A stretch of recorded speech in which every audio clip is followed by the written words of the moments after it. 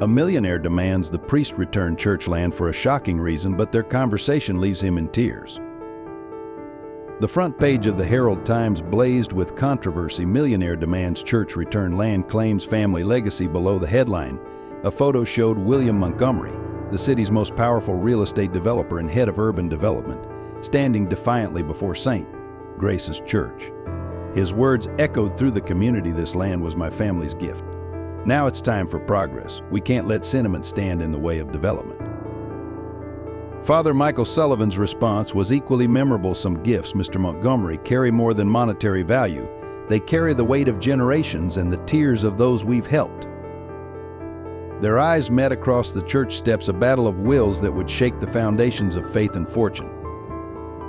Take a moment to share where you're watching from in the comments, and don't forget to hit like if this story resonates with you. Let's build our community together. William Montgomery wasn't born into wealth, and irony lost on those who now saw only his tailored suits and commanding presence at City Hall. At 45, he had transformed himself from a nobody into one of the city's most formidable figures, serving as both head of urban development and CEO of Montgomery Real Estate Empire. His office, occupying the entire top floor of the Montgomery Tower, offered a panoramic view of the city he sought to reshape. The same city that had once ignored him now hung on his every word. Behind his desk, a wall of awards and certificates testified to his meteoric rise: Business Leader of the Year, Urban Development Excellence, Philanthropist of the Quarter, titles that seemed to mock the whispered accusations of corruption that followed him like shadows. Will, as he was known in boardrooms, had mastered the art of beneficial coincidence. Development projects mysteriously favored his associates, zoning laws bent without breaking, and opposition quietly disappeared beneath layers of bureaucracy.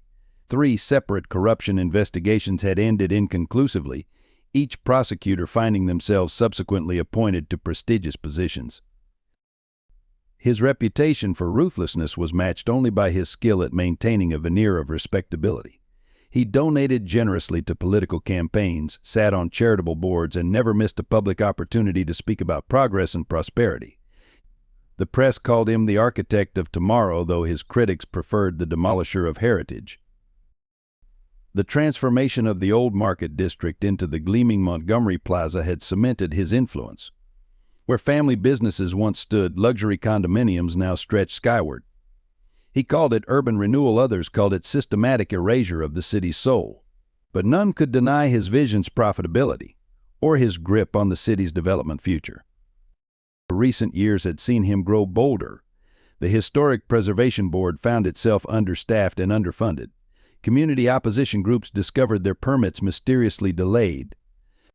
Even the local paper treaded carefully around stories involving Montgomery interests, their parent companies refinancing mysteriously tied to a Montgomery-backed investment group.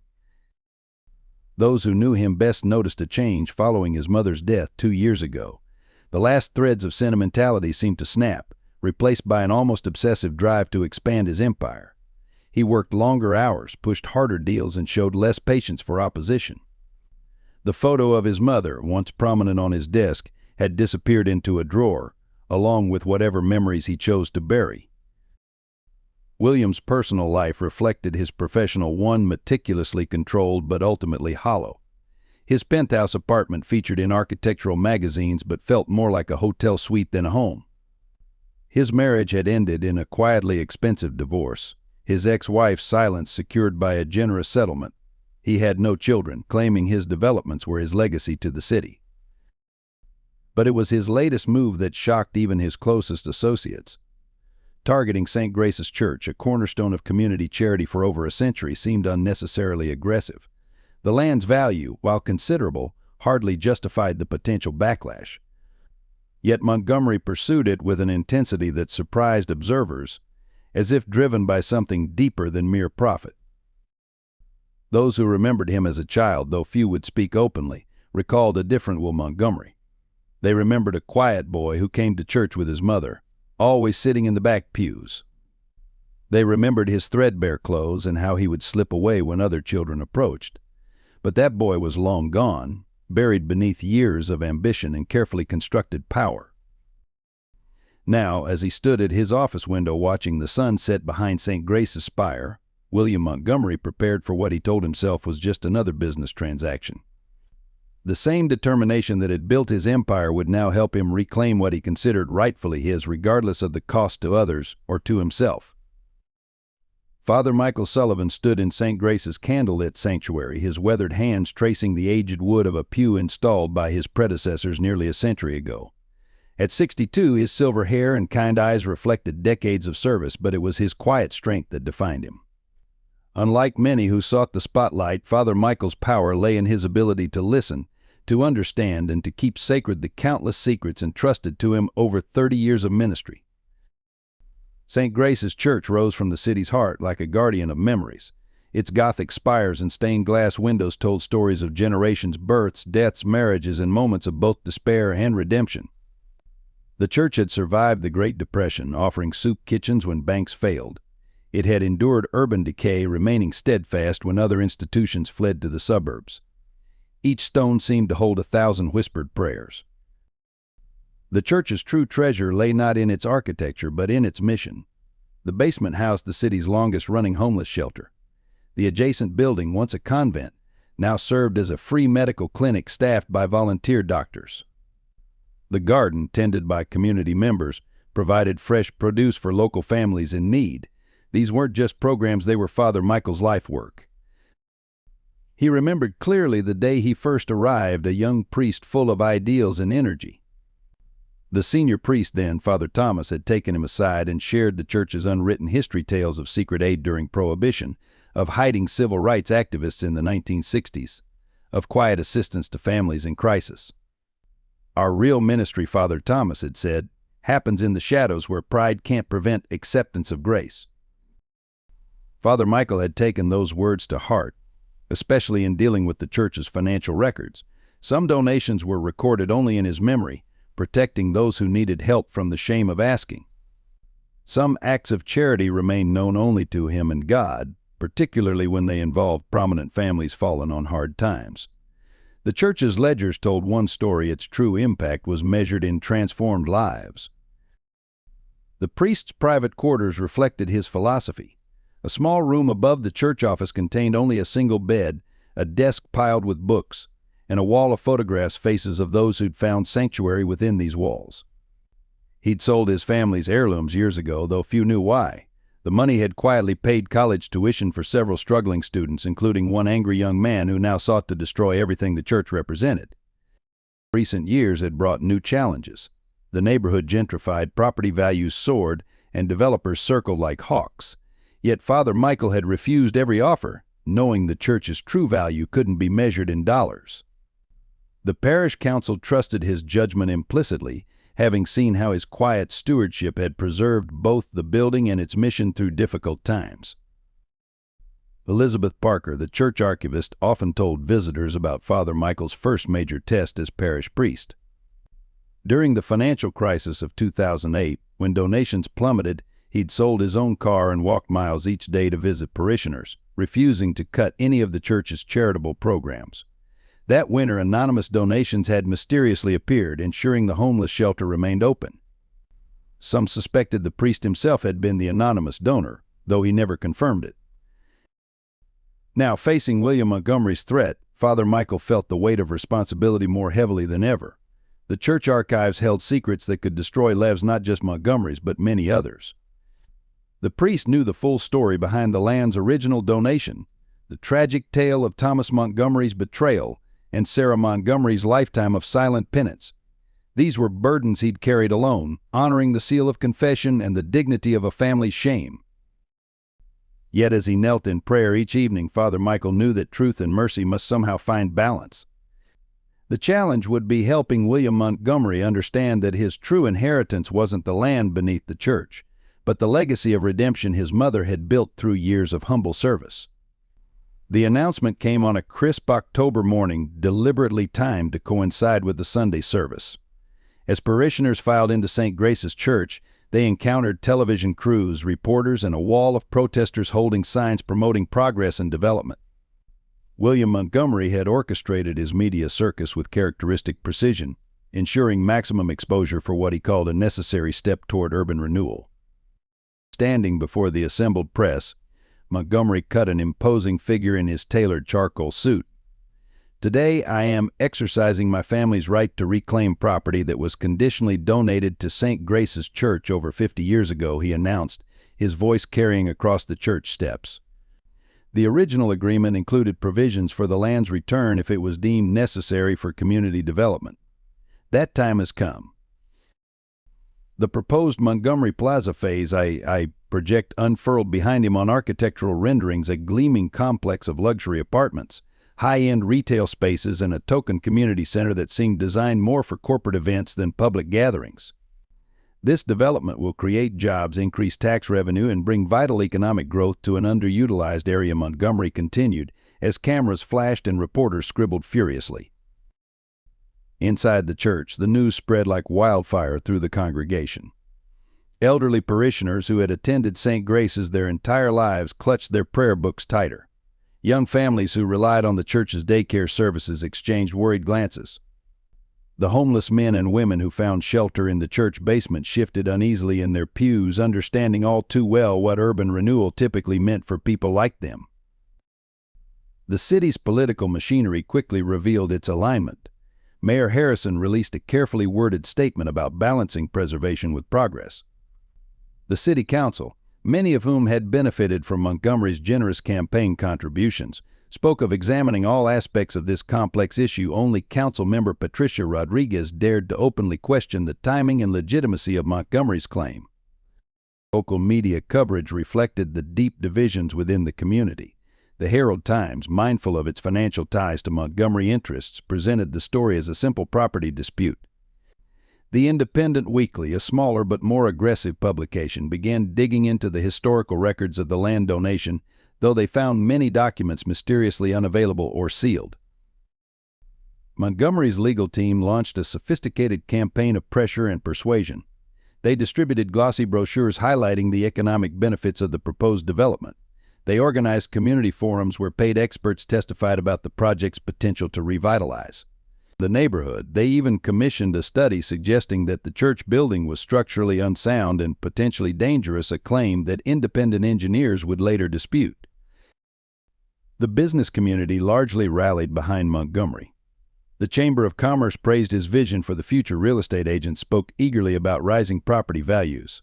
Restaurant owners and shopkeepers in the area found themselves subtly pressured to display support progress signs in their windows, understanding that their permits and licenses might depend on their cooperation.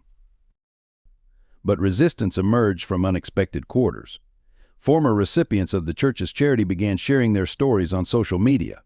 A viral video of an elderly woman describing how St. Grace's had helped her family survive the Great Depression garnered millions of views. Graduate students from the local university's architecture department produced a detailed report on the church's historical significance. As tensions escalated, Montgomery's tactics grew more aggressive. Building inspectors suddenly discovered violations in properties owned by vocal church supporters. The homeless shelter's permits came under intense scrutiny. Anonymous sources began feeding the media stories about financial irregularities in the church's bookkeeping, though no evidence ever materialized. Through it all, Father Michael maintained a dignified silence, responding only with an invitation for Montgomery to meet privately and discuss the matter. This seemingly passive response frustrated some parishioners who wanted a more aggressive defense, but others who knew the priest better recognized the calm before a storm. They had seen that same quiet determination when he faced down drug dealers attempting to operate near the church, or when he stood between angry protesters and vulnerable shelter residents. The battle lines were drawn, but few understood the true nature of the conflict about to unfold. This wasn't just about land or money or progress, it was about buried secrets, forgotten debts, and the price of redemption. As autumn leaves fell around St. Grace's ancient stones, both William Montgomery and Father Michael Sullivan prepared for a confrontation that would force them to confront not just each other, but the long-buried truths that bound their lives together. The public hearing at City Hall drew crowds that overflowed into the street. The grand chamber, with its mahogany panels and brass fixtures, had never seen such a diverse gathering. Wealthy developers in expensive suits sat alongside homeless shelter residents, while church volunteers and construction union representatives filled the gallery. William Montgomery commanded attention as he approached the podium. His presentation was flawless, backed by PowerPoint slides showing economic projections and artistic renderings. This development represents a $500 million investment in our city's future, he declared. We project 3,000 new jobs, increased tax revenue of $50 million annually, and a revitalized urban core that will attract young professionals and innovative businesses. The threat beneath his polished words became clear as he continued. Let me be transparent. If St. Grace's Church refuses to honor the terms of the original land agreement, we'll be forced to examine every aspect of their operations. Already, our preliminary investigation has raised questions about building code compliance, tax exemption status, and the proper licensing of their charitable operations. His meaning was clear: either surrender the land or face systematic harassment. Father Michael's response came not in words but in presence. As he walked to the podium, he carried a worn leather portfolio that those close to him recognized. It contained the personal stories of lives transformed by St. Grace's ministry. The priest's quiet dignity commanded its own kind of attention. He began not with statistics or threats, but with names. Maria Gonzalez, he said softly, a single mother of 3 who found shelter in our basement when domestic violence forced her from her home. Today she owns a successful catering business. James Wilson, a veteran who struggled with PTSD, found purpose tending our community garden. He now runs our food distribution program. Sarah, here he paused, his eyes meeting Montgomery's. Sarah Montgomery, who spent 30 years quietly serving meals in our soup kitchen, asking nothing but the chance to help others. The mention of Montgomery's mother sent a visible shock through the chamber. William's face tightened, his knuckles whitening on the desk before him. But Father Michael continued, his voice gentle yet firm. Mr. Montgomery speaks of progress. We at St. Grace's believe true progress is measured not in dollars but in lives transformed, not in buildings raised but in souls lifted. The battle lines shifted as community members took the podium. Elizabeth Parker, the church archivist, presented historical photographs showing St. Grace's role during the city's darkest times: the soup lines during the Depression, shelter during natural disasters, sanctuary during civil unrest. Each image challenged Montgomery's narrative of an underutilized property. Then came the unexpected testimony of Judge Robert Hayes, one of the city's most respected figures. 30 years ago, he began, I was a homeless alcoholic sleeping in St. Grace's shelter. Father Michael didn't just offer me a bed, he offered me dignity, hope, and a chance to rebuild my life. Some debts can never be repaid with money. Montgomery's response was swift and brutal. Rising again, he announced that his company had acquired all properties surrounding the church. We will begin construction whether St. Grace's cooperates or not, he declared. They can either be part of the future or be buried by it. The choice is theirs, but they have 1 month to decide. The threat hung in the air like smoke. Everyone understood what it meant. Construction would make the church inaccessible, noise would disrupt services, and dust would endanger the elderly and ill who relied on church programs. It was a siege strategy dressed in legal paperwork. Father Michael's final words resonated through the chamber. Mr. Montgomery, your mother once told me that true wealth lies not in what we possess, but in what we give away. Your father believed differently. The choice before you now is whose legacy you will honor. The mention of his father caused Montgomery to stand abruptly, his chair scraping loudly against the floor. Without a word, he strode from the chamber, leaving his legal team scrambling to gather papers in his wake. The battle's first round had ended, but everyone knew the real war was just beginning. As the chamber emptied, Father Michael remained seated, his hands folded in prayer. He alone knew the full weight of the secrets he carried and the price that truth might demand from all involved. If this story touches your heart, a simple like would mean the world. It helps others discover these moments of truth and redemption. Remember, your engagement builds our storytelling community. The letter arrived at Montgomery Tower by courier, handwritten on St. Grace's simple stationery. William Montgomery found it waiting on his desk one morning, distinct among the stack of corporate correspondence and legal briefs. Father Michael's elegant script invited him to a private meeting, not at the church, but at the small cottage behind it where Montgomery's mother had lived her final years. Sometimes the letter read, the paths of justice and mercy intersect in unexpected ways. I believe we've reached such a crossroads, William. Come tomorrow at sunset. Come alone. There are things you need to see, truths that only these walls can tell. The invitation triggered something in Montgomery he couldn't quite name: anger, curiosity, or perhaps a deeper disquiet. He spent hours that day at his office window watching the church spire pierce the city skyline. The memories he'd long suppressed flickered at the edges of his consciousness: the smell of candle wax, the sound of hymns, his mother's hand holding his during long-ago services. His initial impulse was to refuse, send lawyers instead, keep everything professional, documented, controlled. But James Cooper, his closest business partner since college, noticed his distraction. "Will," he said quietly, "in 20 years I've never seen anything get under your skin like this church business. Maybe that's reason enough to go." The decision plagued him through a sleepless night. By morning he drafted and discarded a dozen responses. His final reply was brief: "I'll be there." Alone he signed it, not as William Montgomery, CEO, but simply as Will, a name he hadn't used in years. The day of the meeting dawned gray and cool. Montgomery found himself distracted during board meetings, his mind wandering to the cottage behind the church. He remembered its small garden, the window boxes his mother had tended, the path leading to the church kitchen where she'd spent so many hours volunteering. He'd avoided that part of the city since her funeral. As sunset approached, he dismissed his security detail and drove himself to St. Grace's, parking his Mercedes where it wouldn't be easily spotted from the street. The cottage looked smaller than he remembered, its white paint faded, the garden overgrown since his mother's passing. Father Michael waited at the door, silhouetted against warm light from within. "Welcome home, William," the priest said simply, stepping aside to let him enter. The cottage's interior struck him like a physical blow. Everything was exactly as his mother had left it. Her reading glasses still lay on the small table by her favorite chair. A half-finished knitting project waited in a basket. The walls held photographs he'd forgotten existed. Father Michael moved quietly through the space, lighting old oil lamps instead of using electric lights. The soft glow transformed the cottage, making it feel almost like a sanctuary.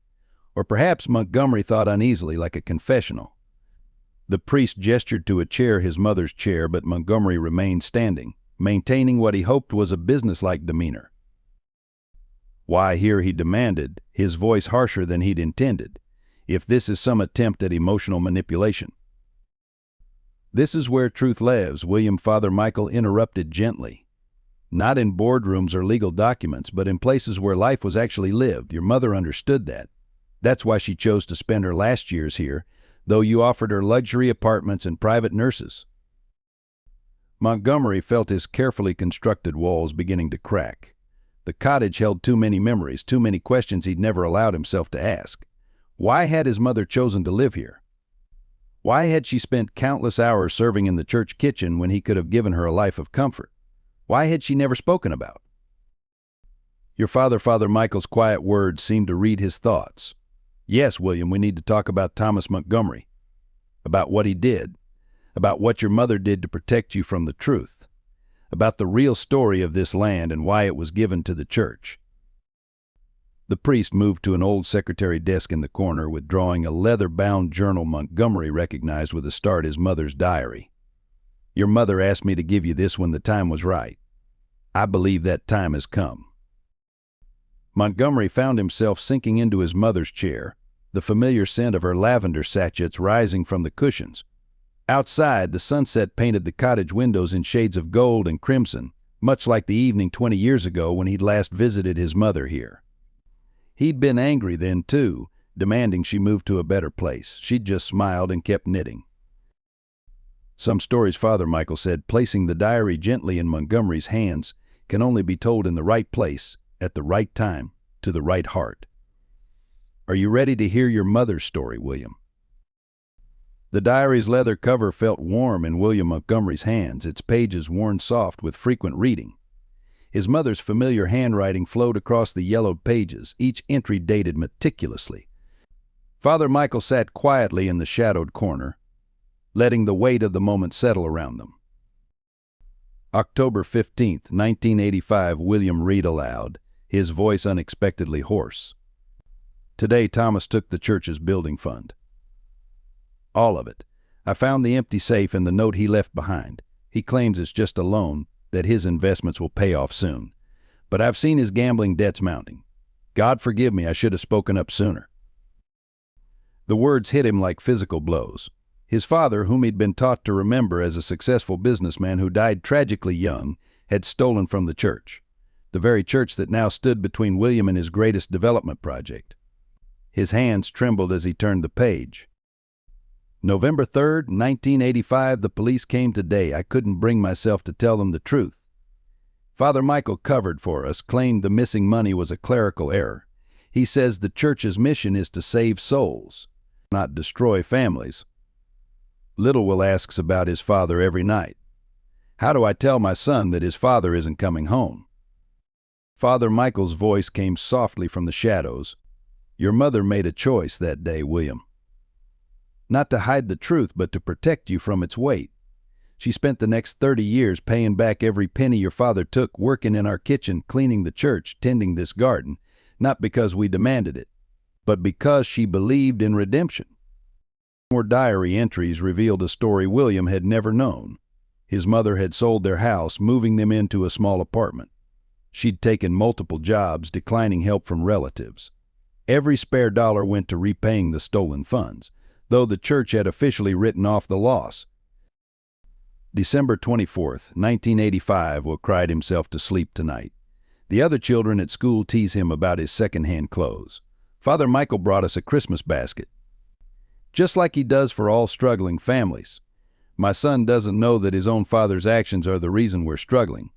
I pray he never knows that shame. Memories began to surface in William's mind, memories he'd suppressed for decades. The embarrassment of free school lunches, the whispers that followed him in church, his mother's endless hours of volunteer work that he'd later dismissed as pointless charity. The pieces of a puzzle he'd never wanted to solve were falling into place. Your mother paid back far more than your father took, Father Michael said quietly. Not just in money, but in service, in love, in dedication to others who struggled as she did. This land you want to claim, it was never your family's to give. The original donation came from the church's insurance settlement after your father's actions. Your mother insisted on transforming that pain into purpose. William found himself walking the small cottage, touching familiar objects with new understanding. The patched curtains, the worn furniture, the carefully mended cushions, all testimony to his mother's life of quiet sacrifice. On the wall, a photograph caught his eye, himself as a boy, standing proudly in a new school uniform. He remembered his mother's tears when she gave it to him, thinking she was just being sentimental. That uniform, Father Michael said, following his gaze, was paid for by the senior priest selling his own car. Your mother never knew. Just as she never knew I saw her working late into the night at the diner, saving every tip to repay what she saw as her family's debt to God. The final diary entry, dated just weeks before his mother's death, brought William to his knees. My dearest son. He read, tears falling freely now, you've become everything I hoped: successful, powerful, respected. But I fear you've forgotten the most important lesson I tried to teach you. True wealth lies not in what we own, but in what we give. When you read this, remember that the church didn't just save our family's reputation. It saved our souls. As night settled fully around the cottage, William Montgomery, titan of real estate, scourge of preservationists, champion of progress, sat in his mother's favorite chair and wept. The sound of evening prayers drifted from the church, mingling with his tears and the whispered memories of a past he'd spent a lifetime trying to forget. The days following the cottage revelation brought a profound shift in William Montgomery's approach to his investigation. Instead of deploying his usual team of corporate lawyers and private investigators, he found himself drawn into a more personal search for truth. Elizabeth Parker, the church archivist, became an unexpected ally in his quest to understand the past that had shaped his present. The church archives occupied a climate-controlled room beneath the sanctuary, its metal shelves filled with leather-bound ledgers, photographs, and carefully preserved documents. Elizabeth, a sharp-minded woman in her 60s who had served as archivist for 3 decades, watched with quiet interest as William pored over records from the 1980s. Your mother, she said, pulling out a faded photograph album, was more than just a volunteer. She became the heart of our community outreach programs. The album revealed Sarah Montgomery in countless moments of service, serving at the soup kitchen, teaching literacy classes, organizing clothing drives. In every image, despite the obvious signs of exhaustion, she smiled. William discovered financial records that told their own story. Weekly donations in small amounts, carefully recorded in his mother's precise handwriting. The notations were simple, anonymous, building fund restoration. Year after year, the payments continued, far exceeding the amount his father had stolen. When he calculated the total, factoring in inflation, William was staggered by his mother's dedication. The investigation led him to Tom Sullivan, the retired police detective who had handled the original case of the missing church funds. Sullivan, now in his 80s but sharp as ever, remembered the incident clearly.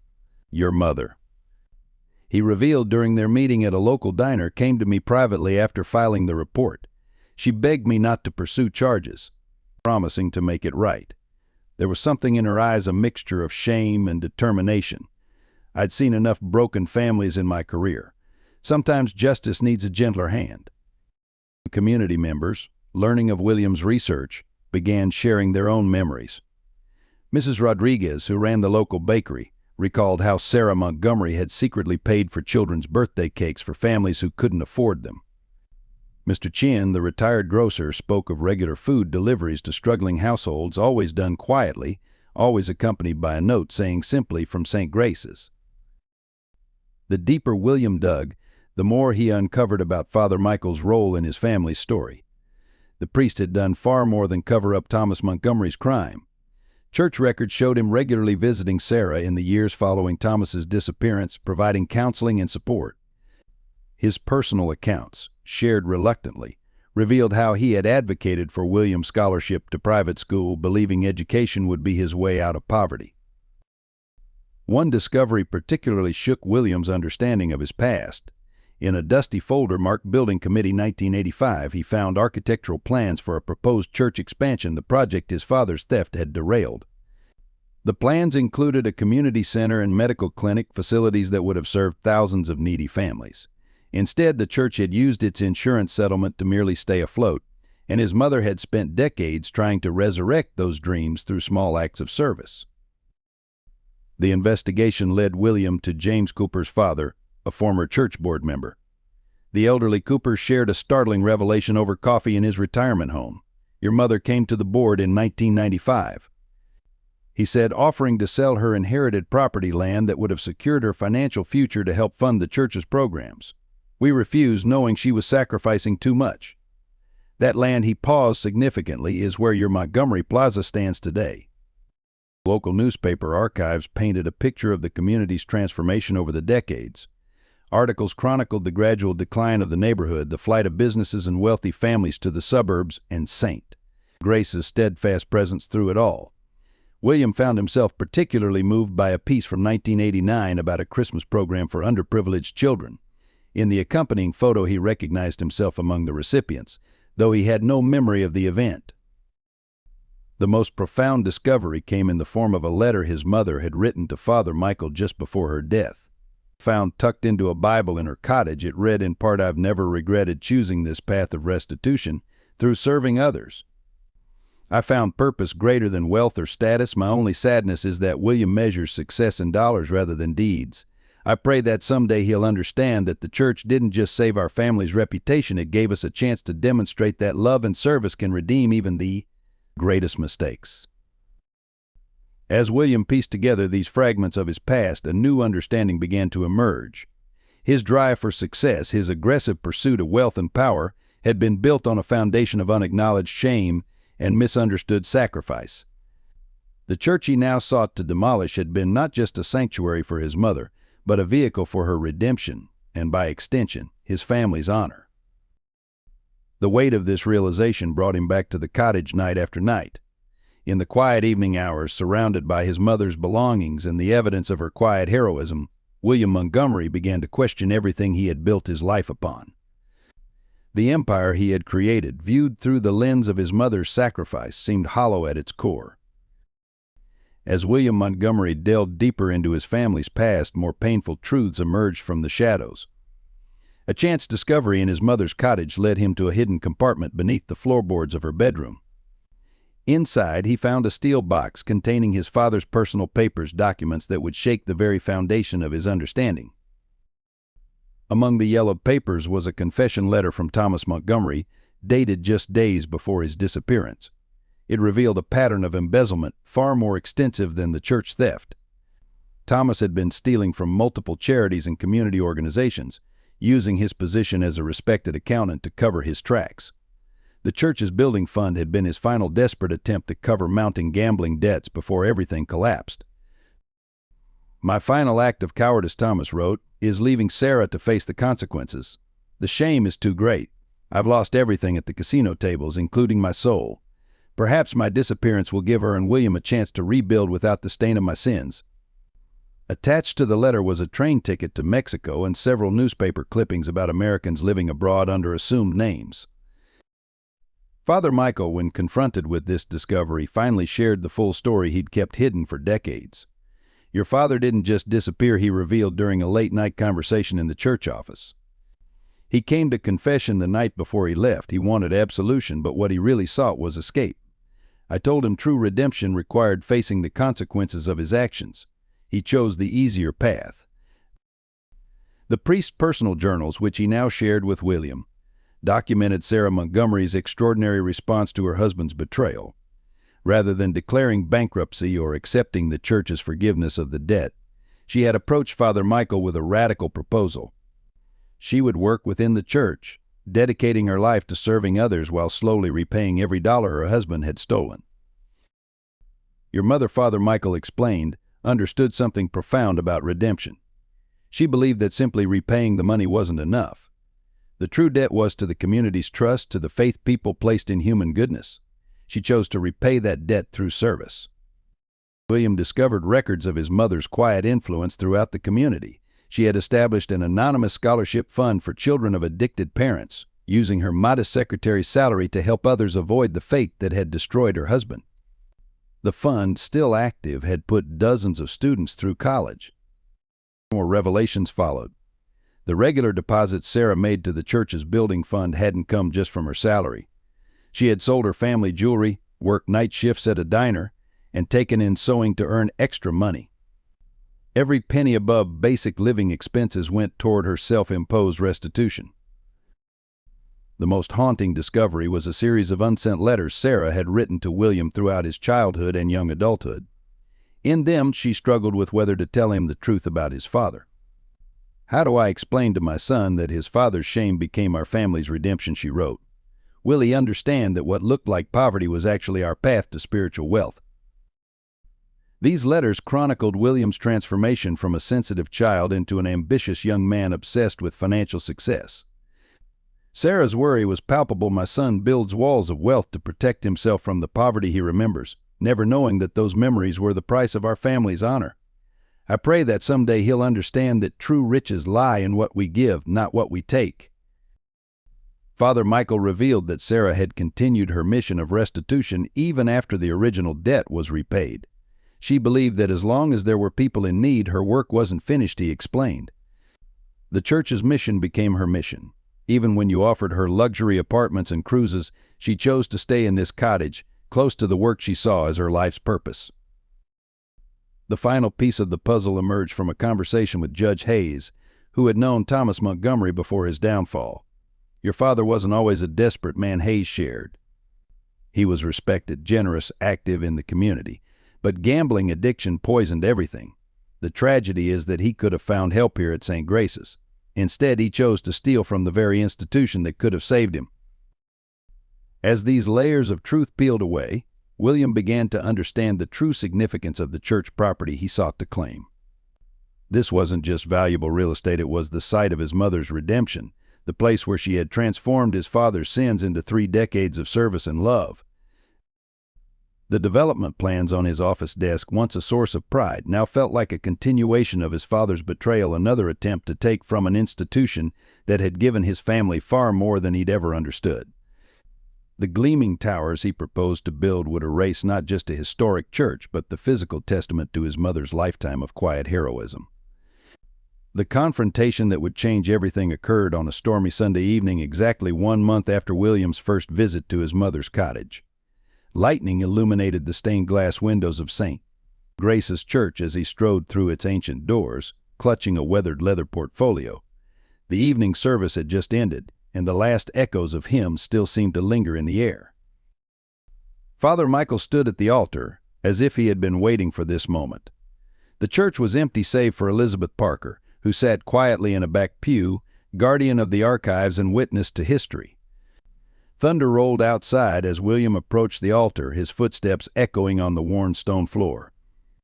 "You knew everything." William's voice cracked with emotion. "All these years you knew what my father did, what my mother sacrificed, what this place really meant to our family. You watched me become everything my father was, focused on money, blind to real value, willing to destroy something sacred for profit." The priest remained silent, his gentle eyes fixed on William's face as decades of suppressed emotion began to surface. William's hands shook as he opened the portfolio, spreading documents across the altar like an offering: his father's confession, his mother's letters, the records of her lifelong mission of restitution. "My entire empire," William continued, his voice rising, "built on a foundation of running away from poverty, from shame, from the memory of free school lunches and second-hand clothes. I told myself I was building a legacy, but I was just hiding from the truth. And now—" His voice broke. "Now I was about to destroy the very place that saved my family's soul." Lightning flashed again, casting strange shadows through the stained glass. Father Michael stepped forward, placing a weathered hand on the scattered papers. "Your mother never saw her work here as a burden, William. She found joy in service, peace in putting others first. The poverty you remember was her choice, a choice to value redemption over comfort, community over wealth." The emotional dam finally broke. William sank to his knees before the altar, tears flowing freely. "She lived in that tiny cottage, worked multiple jobs, gave everything she had, while I built luxury towers and bragged about my success. I offered her penthouses and cruises, thinking I was being a good son, never understanding that she had chosen a different kind of wealth." Elizabeth approached silently, carrying a small wooden box.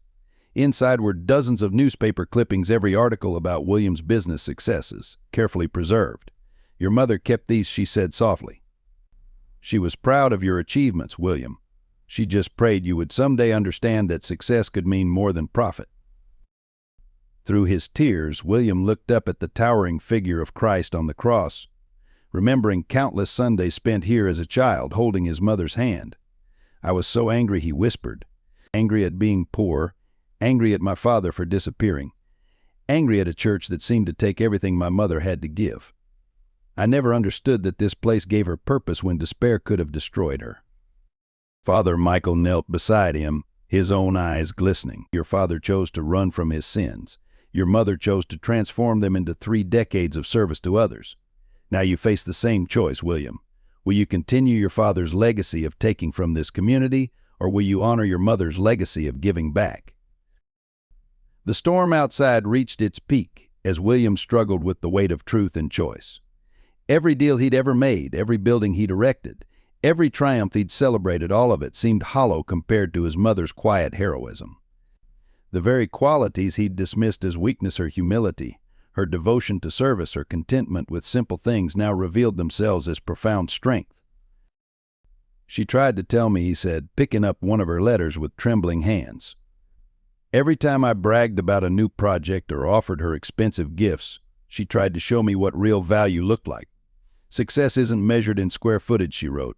"It's measured in the space we create in our hearts for others." Lightning flashed one final time, and in that brilliant moment, William Montgomery, titan of real estate, ruthless developer, proud builder of monuments to wealth, saw himself clearly for the first time. He saw the scared little boy who had sworn never to be poor again, the ambitious young man who had traded compassion for profit, the powerful executive who had nearly destroyed his mother's legacy in a blind pursuit of progress. The storm began to fade, leaving behind a profound silence in the church.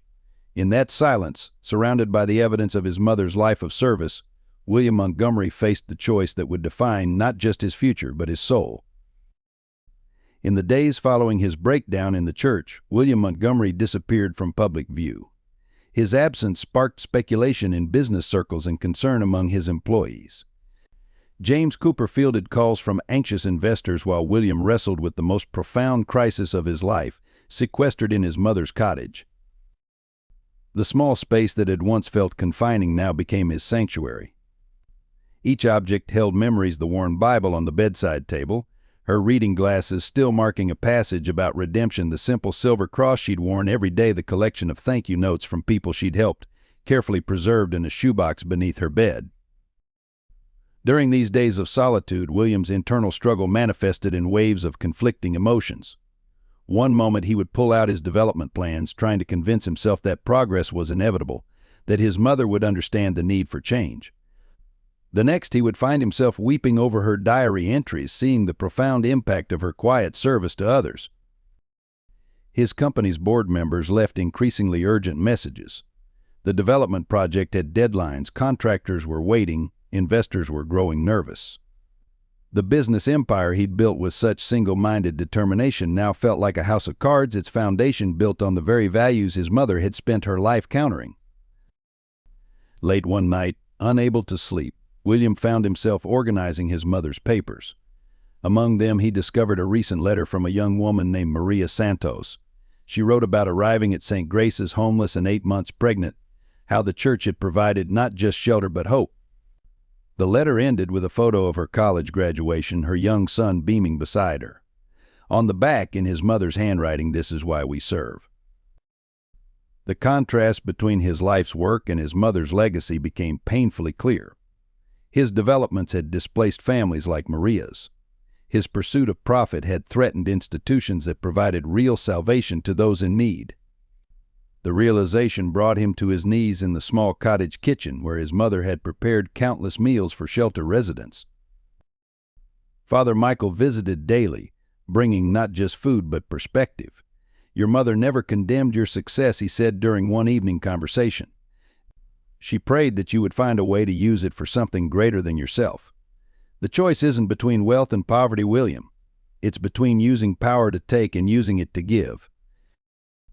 The priest shared stories. William had never known how Sarah Montgomery had started a reading program for homeless children, how she'd networked with local businesses to create job opportunities for shelter residents, how she'd remembered every birthday of every child who passed through the church's programs.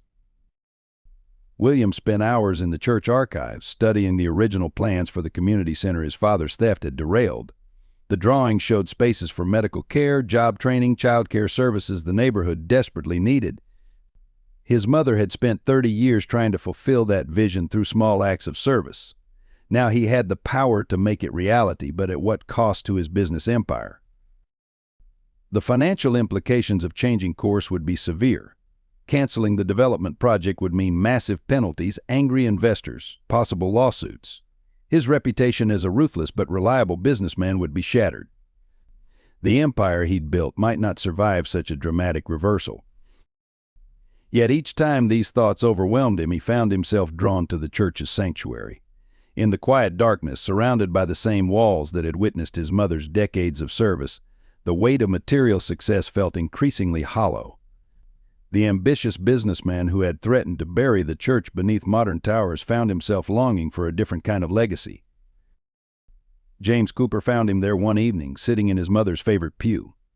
His oldest friend and business partner took in William's disheveled appearance, the days of stubble, the eyes red from lack of sleep. "The board is meeting tomorrow," James said quietly.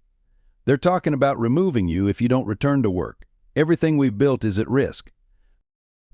William's response surprised them both.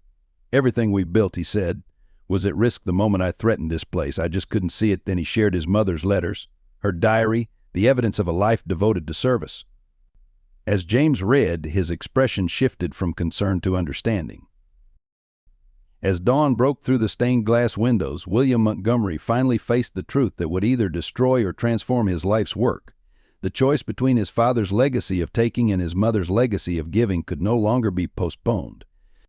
The empire he had built stood on one side, his mother's lifetime of sacred service stood on the other. In the growing light, the battle within him reached its final hour. Your presence here means so much to us. If our stories touch your heart, please consider subscribing to our channel.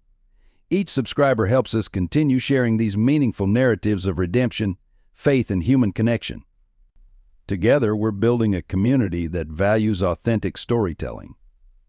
Sarah Montgomery's final letter, discovered in a hidden compartment of her diary, revealed the full measure of her suffering and sacrifice. Written in her last days with handwriting that trembled across the pages, it exposed the depths of pain she had carried silently for decades. My dearest William, the letter began, "There are truths I've carried like stones in my heart, weighing heavier with each passing year. The poverty you remember, the sacrifices you resented, were not just about repaying money. They were about preserving your father's honor, your future, and most importantly, your soul." The letter detailed years of quiet humiliation. Sarah described working as a cleaning woman in the homes of families who had once been her social equals. She wrote of nights spent sewing others' clothes while wearing threadbare garments herself, of serving at charity dinners where she had once been a guest, of smiling through pitying glances from former friends.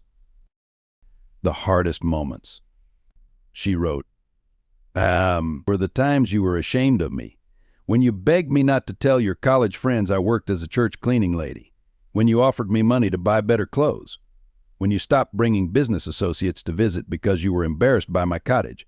I accepted that pain, knowing it was part of my penance for protecting you from the truth. William wept as he read about his mother's secret struggles with depression, her lonely nights wrestling with doubt and despair. She described kneeling in the church after midnight, praying for strength to continue her path of restitution while watching her only son grow increasingly materialistic and distant. The letter revealed that Sarah had battled cancer for 2 years before telling anyone, refusing treatment that would have prevented her from working. Every dollar spent on medicine, she explained, would have been one less dollar for repaying our debt. The cancer was aggressive, but my commitment to redemption was stronger. Father Michael, reading the letter at William's request, finally shared his own burden of knowledge. "Your mother made me promise never to tell you how much she suffered. When she missed your law school graduation because she was too weak from chemotherapy, she made me swear to say she was serving at a church retreat. She was determined that nothing should distract you from your success." The priest produced medical records Sarah had entrusted to him. They showed she had first discovered the cancer 5 years before her death, but had refused all but the most basic palliative care. The cottage's meager furnishings suddenly took on new meaning, every comfort sacrificed for the sake of her mission. The night before she died, Father Michael continued, his voice thick with emotion, she asked to be brought to the church. She knelt at this altar, weak but determined, and prayed not for herself but for you. "Let my son learn the true meaning of wealth," she whispered. "Let him understand that what we give matters more than what we own." The full scope of Sarah's sacrifice became clear through conversations with longtime church members. Mrs. Anderson, who ran the shelter's kitchen, revealed how Sarah had continued serving meals even when standing became difficult. Mr. Patterson, the church groundskeeper, spoke of finding her weeding the garden at dawn, refusing to let illness interfere with her duties.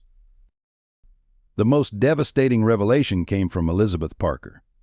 The archivist had kept one final record, a list of families Sarah had helped, written in her last months. Next to each name were specific prayers and hopes, college dreams for their children, healing for their sick, strength for their struggles. Even dying, she had thought of others first. William found himself retracing his mother's daily path from the cottage to the church, to the shelter, to the garden. Each step represented thousands she had taken in her quest for redemption. Each location held memories of her quiet heroism. The poverty he had scorned, the simplicity he had dismissed as weakness, now revealed themselves as conscious choices made in service of a higher purpose. The final pages of Sarah's letter delivered the most painful truth: I don't regret a single sacrifice. She wrote, "Except that my silence may have taught you to value the wrong things. Forgive me, my son, for not having the courage to show you that true wealth lies not in building towers, but in building lives. Perhaps someday you'll understand that every meal I served, every floor I cleaned, every garden I tended was an act of love, not just for those I helped, but for you." The impact of William Montgomery's spiritual crisis rippled through the city's business community with devastating force. News of his withdrawal from public life and the stalled development project sent Montgomery Enterprises stock plummeting. Board members called emergency meetings, investors demanded explanations, and competitors began circling like vultures. sensing weakness in the empire he'd built.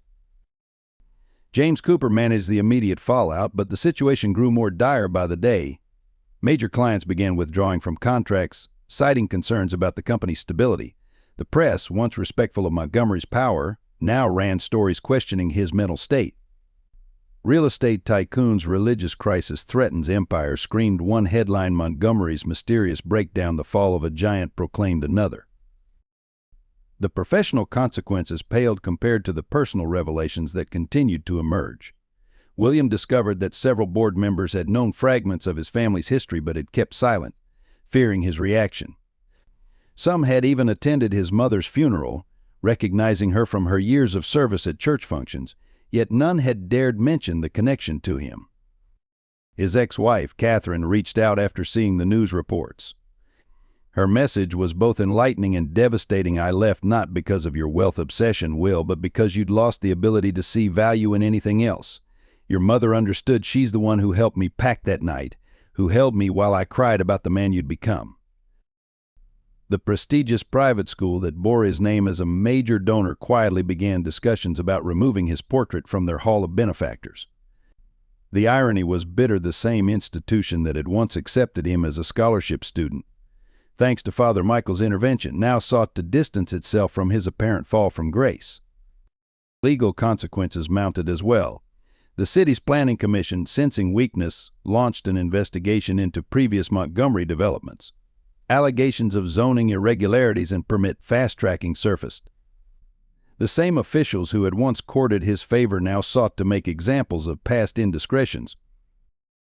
In his mother's cottage, William found a stack of newspaper clippings chronicling his business triumphs.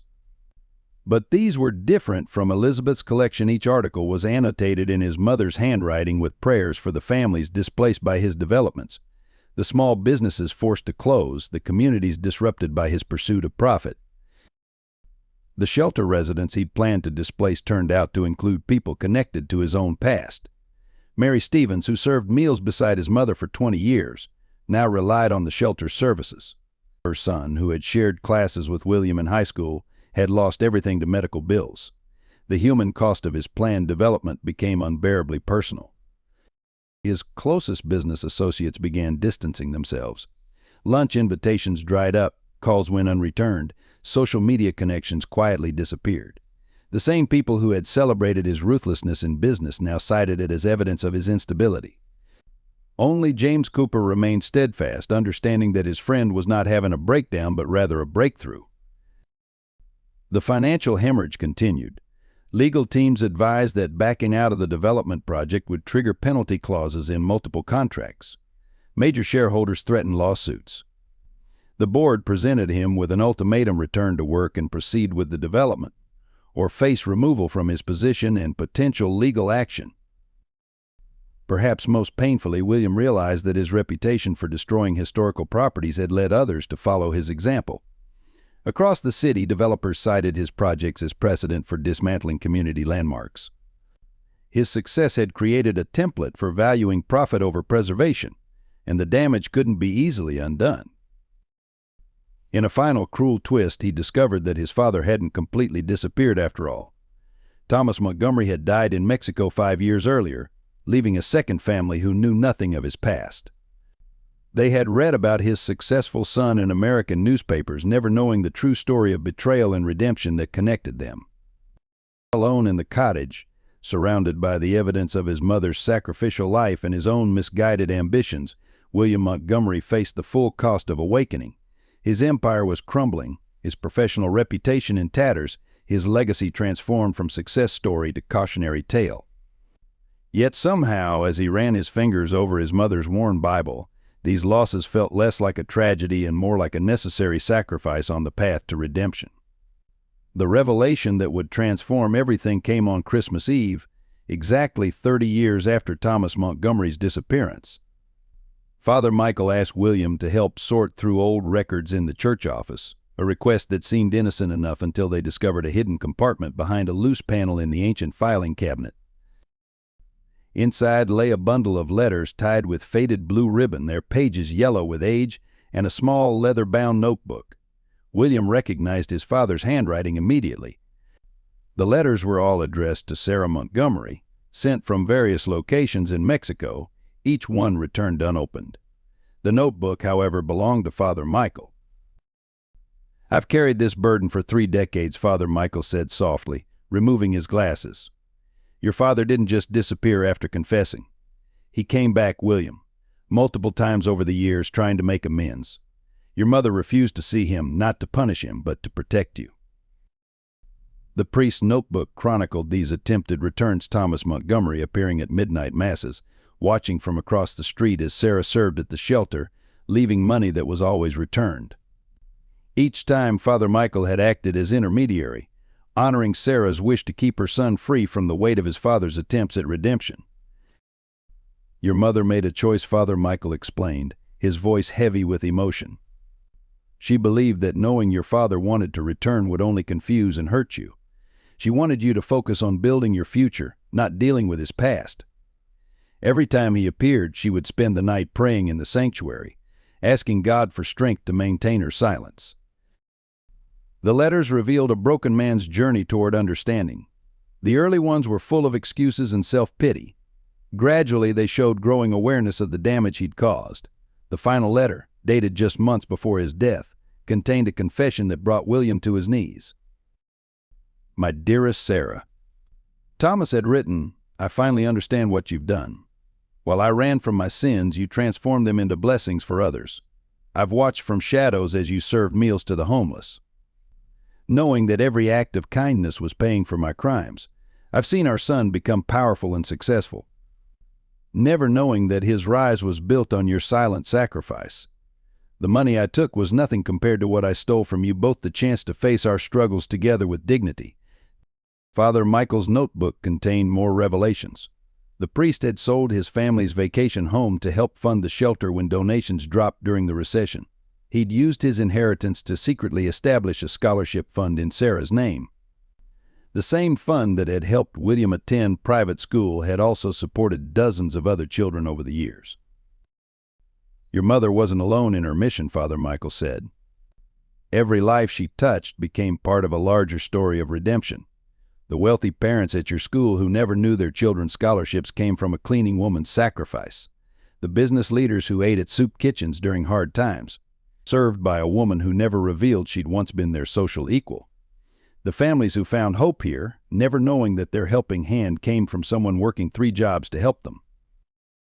The deepest truth emerged from a letter Sarah had written to Father Michael shortly before her death. In it, she revealed that she had known about William's growing business empire, his aggressive development tactics, his reputation for destroying historic properties. Rather than confront him, she had chosen to pray and serve, believing that someday her example would speak louder than words. "My son builds towers to escape the poverty he remembers," she wrote, "not understanding that our years of sacrifice were our greatest wealth. He demolishes old buildings to erase the past, never knowing that these walls hold stories of redemption more valuable than any development. I trust that God will open his eyes when the time is right. Until then, I will continue to serve, hoping that each act of kindness plants a seed in his heart." The final pages of Father Michael's notebook recorded his own spiritual struggle watching William become the kind of businessman his father had been, seeing him value profit over people, knowing the truth that could change everything but honoring Sarah's wish for silence. The priest had maintained this vigil for decades, trusting in the power of patient love and quiet example. "Your mother believed," Father Michael concluded, "that true redemption couldn't come from revealing the past, but from living in a way that transformed it. She chose not to tell you about your father's attempts to return, about her deliberate choice of poverty, about the countless lives she changed. She believed that someday you would discover these truths for yourself, and they would mean more coming through your own journey of understanding." The transformation of William Montgomery began in the pre-dawn hours of Christmas Day, kneeling before the altar where his mother had spent countless nights in prayer. The weight of truth had finally broken through his walls of pride and ambition, leaving him stripped of everything except the essential question: what kind of legacy would he choose to build? The answer came not in a flash of insight, but through a series of deliberate choices. His first action was to call an emergency board meeting, not in the corporate boardroom, but in his mother's cottage. As board members squeezed into the humble space, their Italian suits incongruous against the worn furniture, William revealed the complete story of his family's connection to St. Grace's Church. "Gentlemen," he began, his voice steady despite his racing heart, "this company was built on running away from poverty. Now I understand it was built on running away from grace." He laid out a new vision, one that would transform Montgomery Enterprises from a destroyer of communities into their protector and champion. The initial response was predictably hostile. Several board members stormed out, threatening lawsuits. Others demanded psychiatric evaluations. But James Cooper, who had witnessed William's journey of discovery, stood by his friend. Together they began the painstaking work of redirecting the company's vast resources toward community development that preserved rather than destroyed. The transformation attracted attention. Media outlets that had gleefully reported his breakdown now found themselves covering a different story, one of corporate responsibility and historical preservation. The same journalists who had questioned his sanity now wrote about the mysterious power of faith to transform lives. William's personal transformation was even more profound. He moved out of his luxury penthouse and into his mother's cottage, embracing the simplicity she had chosen. Each morning began with helping serve breakfast at the shelter, wearing the same apron his mother had worn, learning the names and stories of those she had served. The development project that had threatened St. Grace's was redesigned completely. Instead of luxury condos, William proposed a community center that would fulfill the vision his father's theft had once derailed. The plans included affordable housing, a medical clinic, job training facilities, and expanded space for the church's outreach programs. Working with Father Michael, William established the Sarah Montgomery Foundation, dedicated to preserving historic religious and community buildings while enhancing their capacity to serve. The foundation's first project was renovating St. Grace's, not to make it grander, but to ensure it could continue its mission of mercy for another century. His mother's diary became the foundation's guiding document. Every entry showing her concern for specific families or individuals became a mission to fulfill. The foundation tracked down people she had helped, recording their stories and creating new opportunities for them to help others, creating a continuing cycle of grace. The business community's reaction shifted from skepticism to cautious admiration. Other developers began incorporating community preservation into their projects, discovering that profit and purpose could coexist. William's example sparked a movement, proving that corporate success and social responsibility could work hand in hand. Perhaps the most powerful change came in his relationships. Former shelter residents who had viewed him as an enemy became partners in community development. Church members who had prayed for his defeat now worked alongside him. Even some board members who had initially resigned returned, inspired by the vision of business as a force for positive change. Catherine, his ex-wife, reached out again, this time to share her own memories of Sarah Montgomery's influence. Their reconciliation began not with romance, but with shared purpose, working together on foundation projects that honored his mother's legacy. Slowly, they began to rebuild what materialism had once destroyed. The cottage became a place of regular gatherings, where business leaders and shelter residents sat together, sharing meals and stories. William often found himself in his mother's old chair, listening as people shared how Sarah Montgomery had touched their lives. Each story added another piece to his understanding of true wealth. 1 year after his transformation began, William stood again before the altar of St. Grace's. The church was packed not with protesters or reporters, but with people whose lives had been touched by his mother's quiet ministry and his own new mission. Father Michael blessed the launch of the Community Center project, reading from Sarah's final diary entry, "True legacy is not built in steel and glass, but in lives transformed by love." As dawn light filtered through the stained glass windows, painting the sanctuary in colors of hope, William Montgomery finally understood what his mother had tried to teach him all along. Success wasn't measured in square footage or profit margins, but in the space created in human hearts for grace to work its quiet miracles. On Easter Sunday, 1 year after his transformation began, William Montgomery stood before the congregation of St. Grace's Church to announce a series of initiatives that would forever change both the community and his business empire. The morning sun streamed through the restored stained glass windows, casting rainbow patterns across faces that had once viewed him with suspicion but now showed cautious hope. My mother, he began, his voice steady with purpose, spent 30 years paying a debt of money with a currency of love. Today we begin paying forward her legacy. He unveiled plans for the Sarah Montgomery Community Complex to be built not on the church grounds but on the surrounding properties his company had acquired. The design incorporated the existing historic buildings into a revolutionary urban development project. The complex would feature affordable housing units, each named after a family his mother had helped. The medical clinic would be staffed partially by doctors who had received scholarships from the foundation. A job training center would partner with local businesses to provide real opportunities for shelter residents. Most importantly, St. Grace's Church would remain the heart of it all, its mission and ministry enhanced rather than erased. William's corporate transformation proved equally profound. Montgomery Enterprises established a new division focused exclusively on historic preservation and community development. Project managers were required to spend time volunteering at local charities before developing plans for any neighborhood. Profit margins were balanced against community impact, with success measured in lives improved as well as dollars earned. The Sarah Montgomery Foundation expanded its reach beyond the city. Other churches and community centers facing development pressure received support and protection. The foundation worked with urban planners to create models for preservation that served both progress and people. William's mother's diary became a blueprint for corporate responsibility, its stories of individual acts of kindness scaling into systematic change. Personal redemption found expression in practical action. William used his legal expertise to help shelter residents navigate housing courts and bankruptcy proceedings. His business networks, once used to acquire properties, now connected job seekers with opportunities. The same determination that had built his empire now worked to fulfill his mother's vision of community service. The cottage became a center for a new kind of networking. Business leaders met there with community organizers, finding common ground over meals cooked in Sarah's kitchen. The garden she had tended became a training ground for urban agriculture programs. Her simple furniture witnessed conversations that bridged social divides she had navigated for decades. Father Michael watched these developments with quiet satisfaction, recognizing how Sarah's prayers were being answered in ways she couldn't have imagined. The priest shared more stories from his notebooks, each revelation helping guide the foundation's work. The church's ministry expanded, powered by resources Sarah had never had but had always used wisely.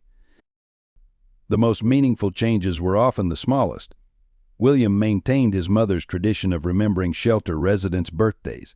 He learned to cook the simple meals she had served to countless hungry families. Like her, he began keeping a diary of prayers and hopes for those he encountered, finding that personal investment multiplied the impact of institutional change. Local media coverage shifted from skepticism to celebration as the project's impact became clear. Crime rates dropped in the neighborhood, small businesses flourished in preserved historic buildings. The homeless shelter's success rate for permanent housing placement doubled. Most importantly, a sense of community pride replaced the resignation that had long haunted the area. Catherine became an active partner in the foundation's work, her event planning skills transformed into community organizing expertise. Their reconciliation deepened through shared purpose, healing old wounds through service to others. Together, they established scholarship programs that would ensure Sarah's legacy of education continued for generations. 1 year to the day after his first visit to his mother's cottage, William submitted paperwork to officially protect St. Grace's Church and its surrounding buildings as historical landmarks. The documents included not just architectural details but stories of lives transformed within those walls. Sarah Montgomery's quiet ministry became part of the official record, ensuring that future generations would understand the true value of preservation. On Christmas Eve, 5 years after his mother's diary first revealed its transformative truths, William Montgomery stood in St. Grace's sanctuary for a special ceremony. The church was filled with an unlikely congregation, corporate executives beside shelter residents, city officials next to former addicts, all united by the legacy of one woman's quiet ministry and her son's dramatic redemption. 5 years ago, William began, his voice carrying to the rafters where his mother had once dusted. I thought wealth meant what you could take from the world. Today I understand what my mother always knew: true wealth is measured by what you give. He gestured to the newly completed Sarah Montgomery Community Complex visible through the windows, its lights twinkling in the winter darkness. The statistics told part of the story: 500 families housed, thousands of patients treated, hundreds of jobs created. But the real measure of success sat in the pews, people whose lives had been transformed not just by programs and buildings, but by the spirit of personal service Sarah Montgomery had embodied. Father Michael, now retired but still active in the community, shared the final entry from his decades of journals. Sarah's greatest gift wasn't the money she repaid or the hours she served. It was showing us that redemption isn't a single act but a lifetime of small choices. Through her son, that lesson will now echo through generations. Catherine, standing beside William as his wife once again, announced the expansion of the foundation's work to other cities. The model they'd created, preserving historic buildings while enhancing their service to the community, had drawn national attention. Sarah Montgomery's inspiration would now touch lives far beyond the neighborhood she had served so faithfully. The evening's most powerful moment came when William unveiled a simple bronze plaque near the church entrance. It bore no grand pronouncements or corporate logos, just words from his mother's diary: wealth is not measured in dollars but in lives touched, not in buildings raised but in spirits lifted, not in power gained but in service given. James Cooper, who had stood by William through his transformation, revealed that Montgomery Enterprises had formally changed its mission statement. The company would now evaluate every project not just for profit potential but for community impact. The business practices that had once threatened to destroy St. Grace's would now help protect similar institutions across the country. The ceremony concluded with a candlelight procession to the cottage, preserved exactly as Sarah had left it. It now served as both a memorial and a meeting place, where business leaders came to learn about corporate responsibility and community service. Her simple furniture and worn Bible reminded visitors that the greatest legacies often start in the humblest places. William's final words that evening came as he stood in his mother's small kitchen, where she had prepared countless meals for others while living on the simplest fare herself. My mother knew something I took decades to learn: that true wealth isn't found in escaping poverty but in helping others escape it, not in building walls but in opening doors, not in accumulating power but in empowering others. As snow began to fall outside, the gathered community shared a meal prepared in Sarah's kitchen, served on her simple dishes. The conversation flowed between social barriers that had once seemed insurmountable. In that moment, William understood that his mother's true legacy wasn't just the buildings preserved or the programs created, but the spirit of service that had transformed a community. The story of St. Grace's Church, the Montgomery family, and one woman's quiet redemption became more than local legend. It became a blueprint for how wealth and compassion, progress and preservation, success and service could work together for the common good. Sarah Montgomery's journey from shame to grace, and her son's path from ambition to purpose, proved that the greatest monuments are built not of steel and glass, but of transformed lives and renewed spirits. If this story has touched your heart, please consider supporting our storytelling journey. Subscribe to our channel to join a community that values authentic narratives of redemption and faith. Share this video with friends and family who might find hope in these words. Your likes and comments help us understand how these stories resonate with you. Would you like to hear the next chapter in this powerful saga of transformation? Let us know in the comments below. Together, we can keep meaningful storytelling alive and continue sharing stories that remind us of the power of love, forgiveness, and redemption.